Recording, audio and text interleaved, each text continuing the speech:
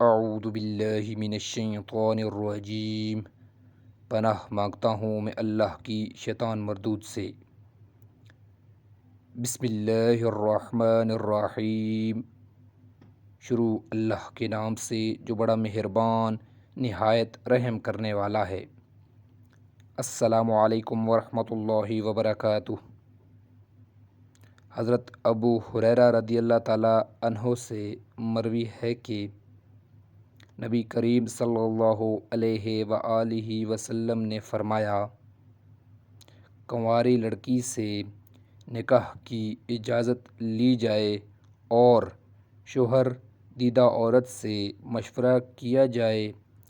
کسی نے عرض کیا، یا رسول اللہ، کنواری لڑکی شرماتی ہے تو اس سے اجازت کیسے حاصل کی جائے؟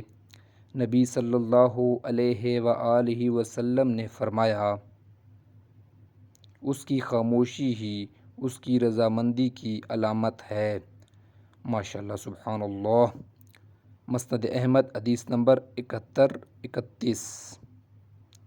حضرت ابو ہریرہ رضی اللہ تعالیٰ عنہ سے مروی ہے کہ نبی صلی اللہ علیہ وآلہ وسلم نے کسی عورت کو اس کی پھوپھی یا خالہ کے ساتھ نکاح میں جمع کرنے سے منع فرمایا ہے۔